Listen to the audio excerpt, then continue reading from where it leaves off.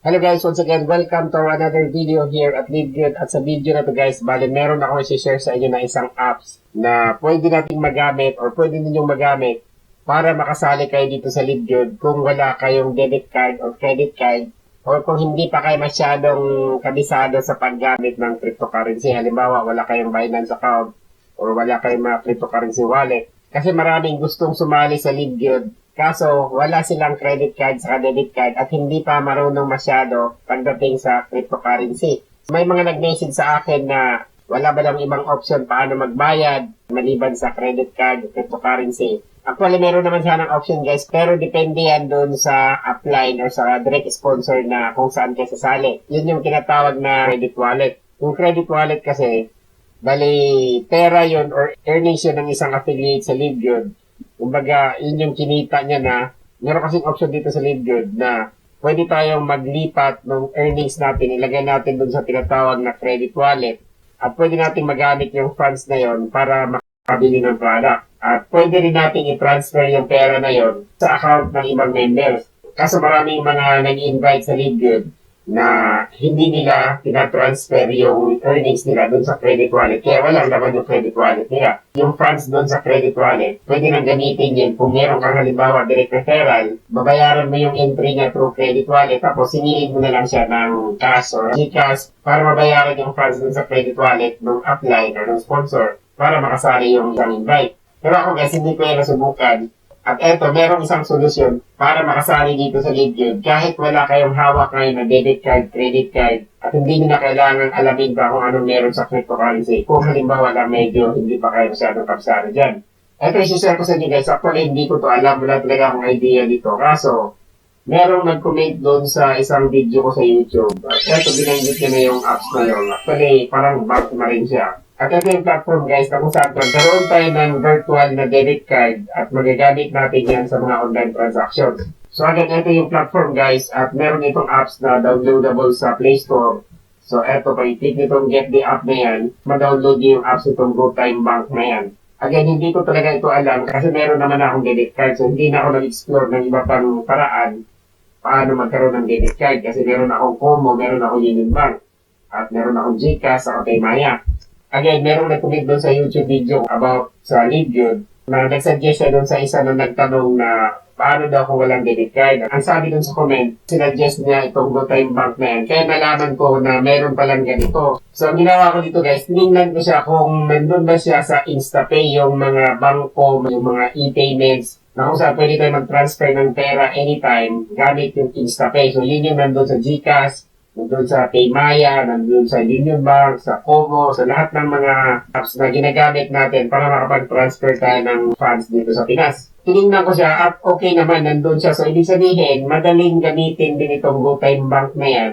So, pwede tayo maglipat ng funds from UB or from GCash papunta dito. At ang maganda dito guys, pag meron ka ng account dito sa GoTime Bank at na-install mo na sa cellphone mo yung apps nila, doon mo na makikita yung sinasabi na virtual card. So, yung card number, yung expiration date, saka yung security number, yung 3 digits sa likod ng debit card. So, nandun na siya. Pero guys, pwede mong kunin yung physical card. Punta ka lang doon sa mga outlet ng Robinson. So, meron silang machine doon, yung kiosk. At doon mo pwede kunin yung physical card para meron ka ng debit card na hawak. Lagyan mo lang ng funds at pwede mo nang gamitin na mag-shopping online. Or kung gusto mong sumali sa LiveGood, magagamit mo na kasi ito makikita natin, Visa card yan. So magagamit natin yan sa mga online transactions.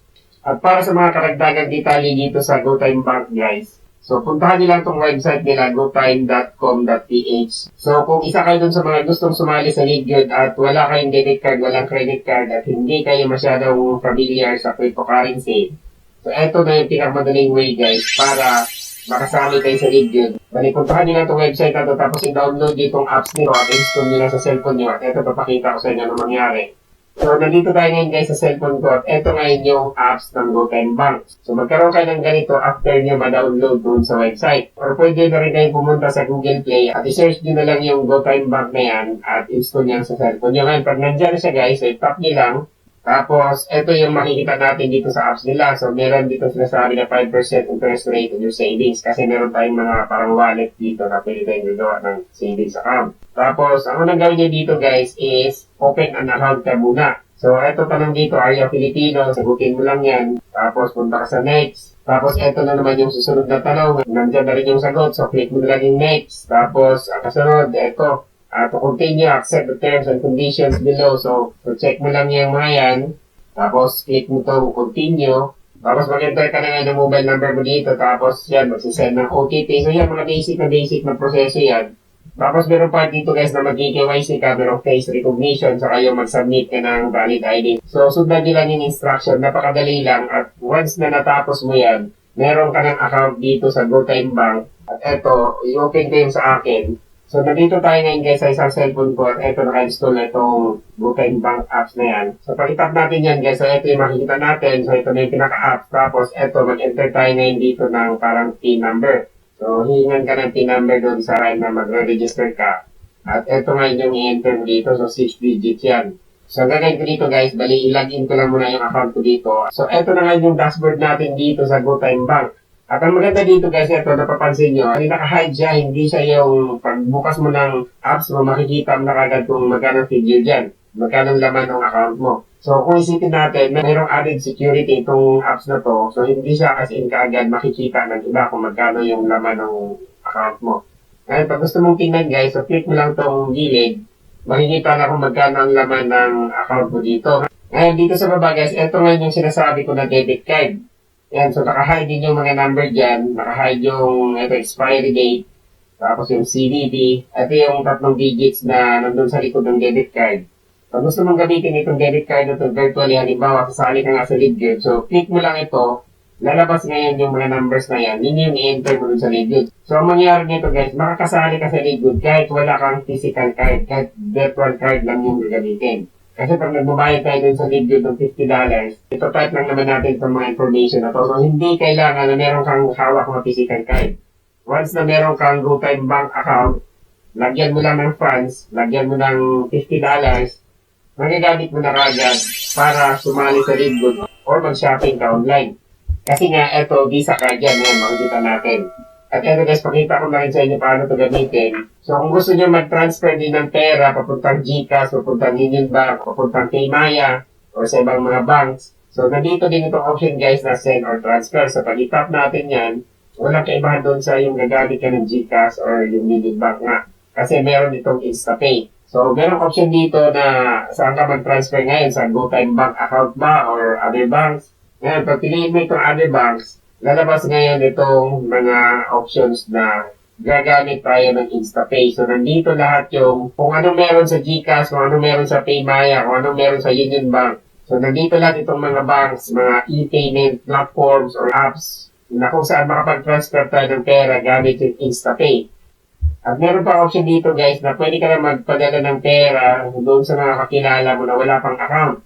So, pag tingnan natin yan, para mag-send ka muna ng invitation doon sa kakilala mo na padalhan mo ng pera. So, invite mo lang muna, gamitin mo itong option na to. So, pwede ka na mag-send ng pera, ngayon makuha nila yung pera na yun once na makapag-install na sila ng GoTime apps sa kanilang cellphone. At ang maganda dito guys, meron sinasabi dito na pwede tayo mag-transfer ng pera papunta sa ibang bank na walang bayad. So unlike doon sa Union Bank papuntang GCash, so merong bayad yung InstaPay doon na 15 pesos yata or 10 pesos. So dito, hindi ko lang ito nasubukan, pero meron binanggit dito na walang bayad yung mga transaksyon natin dito. Hindi tayo kakantasan ng transaction fee. Pero again, hindi ko pa ito nasubukan guys. Alamin nyo lang yung part na yan. Pag meron na kayong ganito. Tapos dito sa add money, halimbawa sasali ka sa LeadGuard, kailangan mo mag-deposit ngayon dito sa GoTime Bank. So punta ka lang dito sa add money, tapos ito na ngayon yung options para makapag-deposit dito. So pwede kang mag-cash in galing sa ibang bank. Ito guys, ginawa ko na ito minsan. So meron akong 1,000 doon sa UB. So hindi na ako pumunta sa UB, dito lang ako dumaan. At may cash in ko yung 1,000 pesos papunta dito sa GoTime Bank. Kasi merong option dito na ito, deposit money online from your other bank accounts. Bali, ililink mo lang yung bank account mo dito sa GoTime Bank at i-log in mo lang siya. May send mo na kagad dito sa GoTime Bank yung pera mo doon. Tapos merong option dito, ito, over the counter, get a barcode to cash in on any of your partner stores. So, yan, pipilapan mo lang yan, magkano yung gusto mong i-cash in.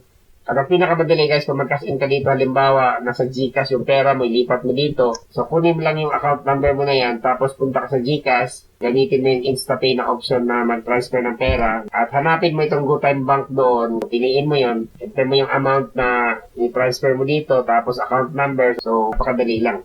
At ito yung sinasabi ko sa inyo kanina guys na napakagandang part nitong GoTime Bank apps na to.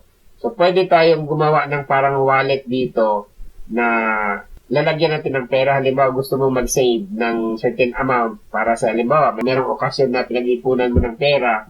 So, ito guys, nakaseparate siya, hindi siya magagalaw.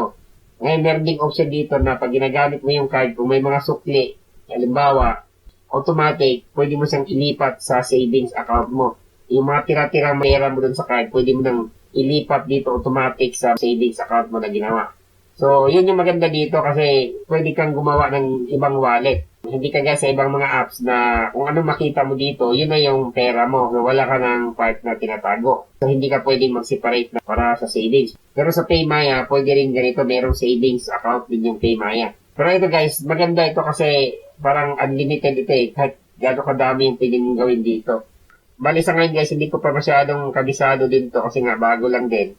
Bali, i-explore nyo na lang tong apps na to guys kung paano siya gamitin. Kasi ito nakikita ko napakasimple at parang kakaiba siya. Parang napakagandang gamitin dahil nga meron tayong option na ito, pwede tayong gumawa ng mga ibang wallet na lalagyan natin ng savings para ma-separate yung funds na yon dito sa main account natin. At ang isa sa gusto ko dito guys, syempre yung part na pwede ka mag-transfer ng pera sa ibang account o sa ibang bank na wala kang babayaran. Kasi sa iba, meron talagang babayaran, hindi pwedeng libre. So again guys, sa mga gustong sumali sa LeadGood na walang debit card or credit card, ito ngayon yung pinakasolusyon. So, punta ka dito sa website ng GoTime Bank, install nyo na yung app sa cellphone ninyo, tapos gawa lang ka ng account, madali lang, lagyan nyo ng funds, at gamitin nyo na itong debit card na virtual na nandito, pwede na kayong makapagbayad sa LeadGood. So again guys, yan lang muna may share ko sa inyo. So once again, thank you for watching and see you on my other videos. Bye-bye.